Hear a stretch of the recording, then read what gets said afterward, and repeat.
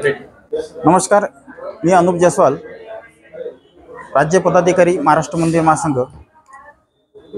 आज रोजी आम्ही महसूल विभागाचे वरिष्ठ तसेच धर्मदाय आयुक्त प्राधिकरणाकडे तेल्हारा येथील बालाजी मंदिरच्या 30 कोटी रुपयाच्या जमिनीच्या अपहार प्रकरणात तक्रारी दाखल केलेल्या आहे।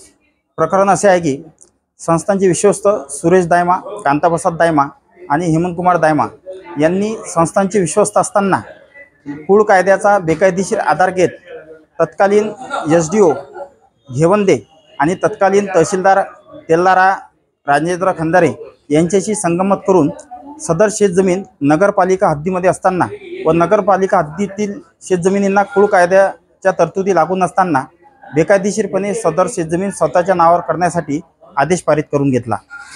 या आदेशानंतर कुळ कायद्याच्या तरतुदीनुसार सदर आदेशानुसार खरेदी करून घेणं आवश्यक असताना कोणतीही खरेदी दुय्यम निबंधक कार्यालय येथे नोंदणीकृत न करता तलाठी आणि मंडलाधिकारी यांनी बेकायदेशीरपणे संस्थांचे नाव सातबारा उतार्यामधून कमी करून संस्थांचे विश्वस्त सुरेश दायमा व इतर यांचे नाव मालक म्हणून सोडून घेतले व सक्षम कोणत्याही प्राधिकरणाचा भोगोटदार वर्ग एक करण्याचा कोणताही आदेश नसताना सदर शेतजमिनीची भूदान पद्धती भोगोटदार वर्ग 2 वरून बेकायदेशीरपणे वर्ग 1 करण्यात आली।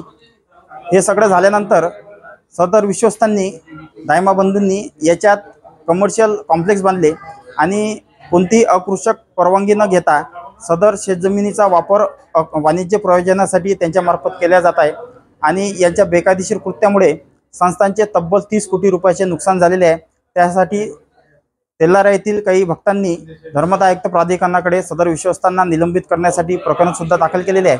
सदर विश्वस्तांवर कठोर कारवाई होण्यासाठी तसेच या प्रकरणात समाविष्ट असलेले तत्कालीन SDO घेवंदे, तत्कालीन तहसीलदार राजेंद्र खंदारे व संबंधित मंडलाधिकारी व तलाठी यांच्यावर कारवाई होण्यासाठी विभागीय चौकशी करून नियमानुसार कारवाई करण्यासाठी आम्ही महसूल वरिष्ठांकडे तक्रारी अर्ज महाराष्ट्र मंदिर महासंघाच्या माध्यमातून दाखल केलेला आहे। तक्रारीच्या अर्जाच्या अनुषंगाने कारवाई न झाल्यास महाराष्ट्र मंदिर महासंघाच्या माध्यमातून याच्यावर आंदोलन केले जाईल व न्यायालयीन लढा सुद्धा महाराष्ट्र मंदिर महासंघाच्या माध्यमातून पुढे केला जाईल। नमस्कार।